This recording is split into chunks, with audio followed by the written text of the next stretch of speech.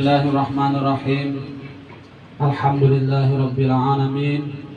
Wa bihi nasta'in ala umurid dunya waddin.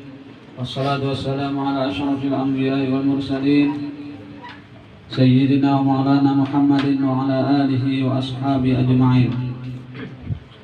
Subhanaka la ilma lana illa ma 'allamtana innaka antal alimul hakim. Wa tub 'alaina innaka antat tawwabur rahim. Wala hawla wala quwwata illa billahil aliyyil azim. Rabbi shrah li sadri wa yassir li amri wahlul 'uqdatam min lisani yafqahu qawli. Amma ba'du. Hadirin jamaah Maulid atau sholawat burdah yang dimuliakan Allah. Pertama-tama terlebih dahulu marilah kita sama-sama memanjatkan puji dan syukur kita kehadirat Allah Subhanahu wa taala, karena dengan limpahan rahmat, karunia, taufik dan hidayahnya jualah kembali kita pada malam hari ini dapat berkumpul bersilaturahmi dalam rangka sama-sama kita melaksanakan ibadah rutinitas kita, yaitu membaca Ratibul Atos dan sholawat burdah.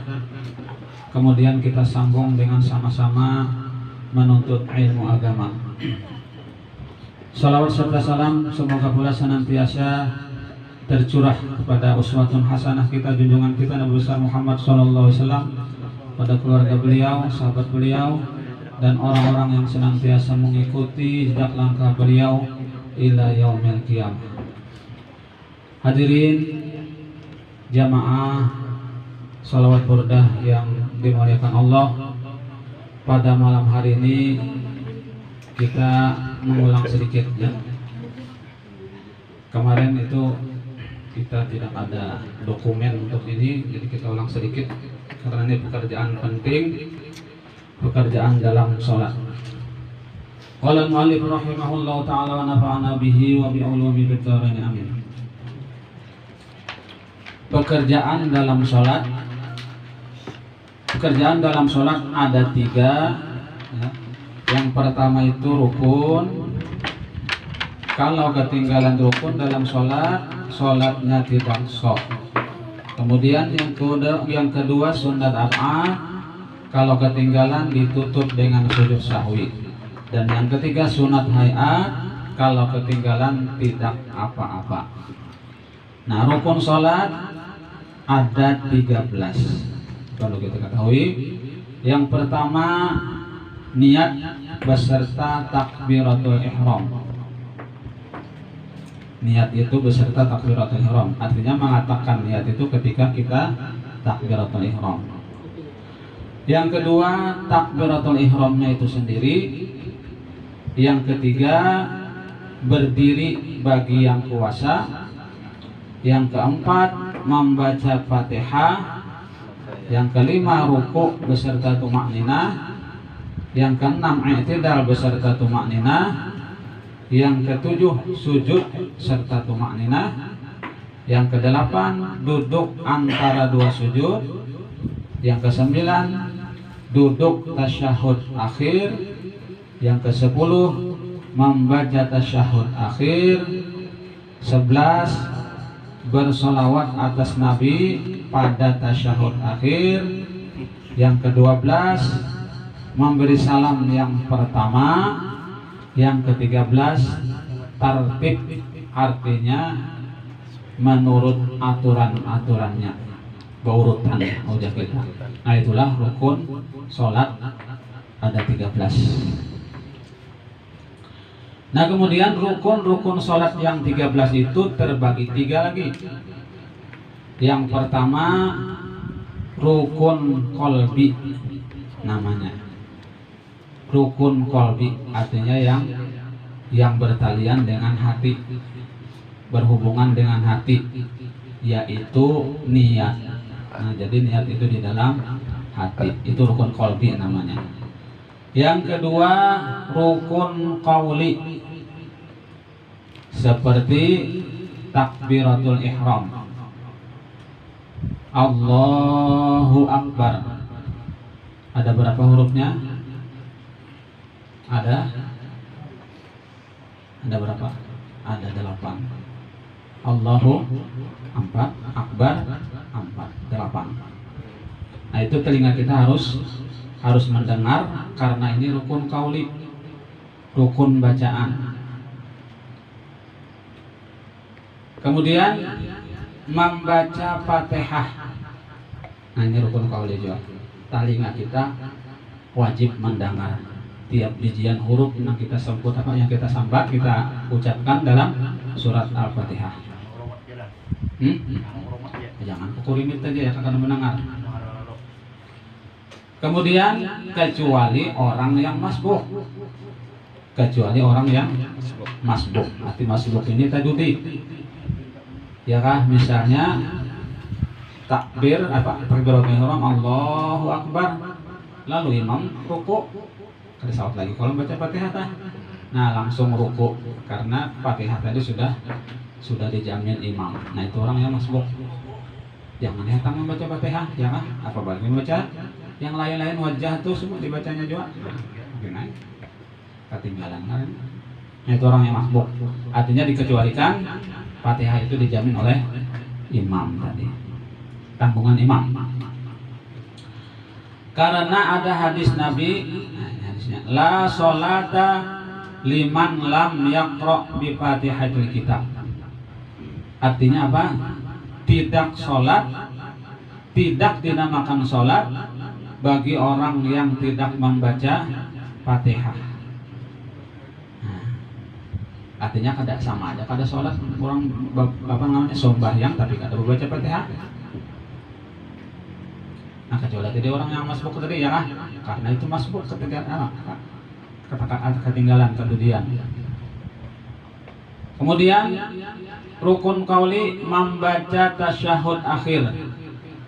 Rukun kauli juga. Nah ini kita harus mendengar juga telinga kita. Mulai at-tahiyyatul mubarakatus sholawatut thayyibatulillah sampai asyhadu an la ilaha illallah wa asyhadu anna muhammadar rasulullah. Nah itu tahiyat namanya tasyahud akhir. Termasuk salawat ya kan? Nah, salawatnya ya juga termasuk juga. Salawatnya termasuk rukun juga. Tasyahud akhir. Nah kemudian salam yang pertama. Nah, salam yang pertama. Nah itu rukun juga tuh. Artinya kada boleh ditinggal. Ya kan? 3 yang setinggalnya, artinya yang lainnya daripada itu adalah rukun fi'li. Artinya rukun perbuatan, ya kan? Perbuatan. Kayak berdiri betul, perbuatan, ya kan? Ruku, perbuatan juga. I'tidal, perbuatan. Habis itu sujud, perbuatan. Duduk antara sujud, perbuatan. Nah itu artinya namanya rukun fi'li, ya kan? Rukun qalbi, rukun qauli, rukun fi'li. Nah itu terbagi rukun yang 13 itu tadi ya kan? Terbagi 3 itu. Kemudian satu penjelasan niat. Niat itu letaknya di hati. Apabila sembahyang fardu, wajib pada niat itu 3 macam. Apabila sembahyang fardu, wajib pada niat itu 3 macam. 1. Sengaja mengerjakan sholat, usollinya, ya kan? Yang kedua, menentukan sholat yang dikerjakan. Sholat apa? Yang ketiga, meniatkan bahwa sholat itu fardu. Seperti ku perbuat sholat fardu zuhur. Nah ini bahasa Indonesia ya kan. Kalau bahasa Arabnya tadi ya usolli fardu zuhri. Aku sembahyang fardu zuhur. Artinya adalah, nah jadi kita niat itu niat kita bahasa Indonesia ya kan. Aku sembahyang fardu zuhur misalnya. Nah itu yang wajib tuh. Qasad, ta'arud, ta'yin ngarannya tuh ya kan. Qasad, ta'arud, ta'yin. Aku sembahyang itu qasad ngarannya. Fardu ta'arudnya, ta'yin, zuhurnya. Ya. Usolli fardhu zuhri, nah, aku sembahyang fardhu zuhur. Nah itu nang wajib 3 itu, jangan tak tinggal. Ya kan? Nah nang lain-lain pada itu sunat aja. Ya. Sunat aja. Nah kalau orang Arab kan ya kanan niat ya bahasa Arab tuh ya, usollinya itu tadi usolli fardhu zuhri itu bahasa Arab, niat orang Arab tuh. Ya ampun, orang bahasa orang. Namun kita bahasa Indonesia atau bahasa baku bahasa aja.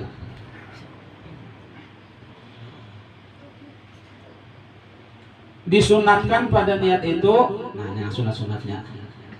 1, menyebut bilangan-bilangan rakaat. Itu sunat ya. Artinya muka data buat bang, kada apa aja ya kan. Cuman kada mendapat pahala sunat. Yang kedua, mendatangkan menghadap kiblat, mustaqbilal kiblatinya, ya, menghadap kiblat, sunat juga. Yang ketiga, mendatangkan adaan atau kodoan. Adaan itu artinya tunai, ya. Aku sembahyang fardhu zuhur, misalnya 4 rakaat, menghadap kiblat, tunai. Namun kodoan bang, kodoan ini artinya berbayar, ya kan, berbayar hutang di luar waktunya sudah kodoan karena ya kayak subuh tuh jam 9 misalnya ya kan jam 9. Nah itu kodoan karena itu jangan adaan, itu kodoan sudah ya kan. Ada tunai lagi, yang tunai itu masih di dalam waktunya. Nah kalau kodoan ini di luar waktu sudah. Nah itu sunat juga. Kemudian yang keempat, menyandarkan kepada Allah, artinya lillahi ta'ala, lillahi ta'ala. Usolli fardhu zuhri 4 rakaatin mustaqbilal kiblati, adaan lillahi. Nah itu menyandarkan lillahnya itu sunat juga. Nang wajib yang tadi ya kan, aku sembahyang fardhu zuhur, itu sudah cukup aja. Kalau pang misalnya ngalih mana kepanjangan ya, awas mana Allah, kada habis lagi biar aku bahasa pulang. Artinya kalau usah cukup yang 3 itu tadi, masih misalnya ngalih ya kan, membuat yang itu cukup yang 3 tadi. Nah kemudian selanjutnya penjelasan takbiratul ihram, ya kan? Takbiratul ihram itu yaitu mengata Allahu Akbar. Tatkala mengata hati kita meletakkan niat tadi, ya kan? Bibir kita mengatakan Allah, niat apa? Hati kita menangkat niat tadi. Aku sembahyang. Nah itu niatnya. Aku sembahyang fardhu zuhur. Itu aja ya kan? Itu wajibnya. Allahu Akbar. Jelasnya kita meletakkan niat di perantaraan kita mengata hamzah A Allah dan ro akbar. Mulai situ ya kan? Mulai A Allah hamzahnya sampai bar, situ kita meletakkan niat. Nah kemudian syarat-syarat takbir. 1, mendatangkan sekalian huruf takbir dan berdiri jika kuasa.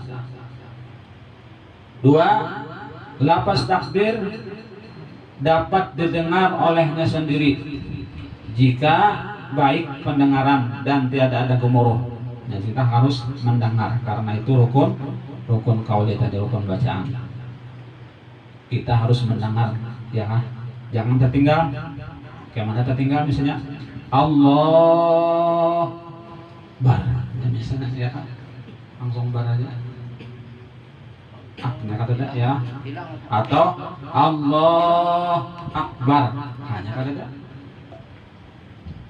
Jadi Allahu Akbar, ujung-ujungnya ya kan. 3, dengan lafaz Allahu Akbar. Yang keempat, mendahulukan lafaz Allah dari Akbar, artinya jangan dibalik. Yang kelima, dengan bahasa Arab, jangan bahasa Indonesia ya kan.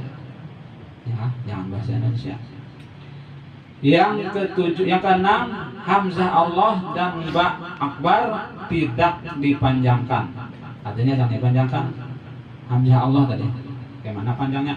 Allah ya, panjangannya atau akbar panjang tak ya akbar atau barnya dipanjangkan akbar boleh ya. Yang ketujuh, ba akbar tidak ditasdidkan. Akbar ditasdidkan tidak boleh.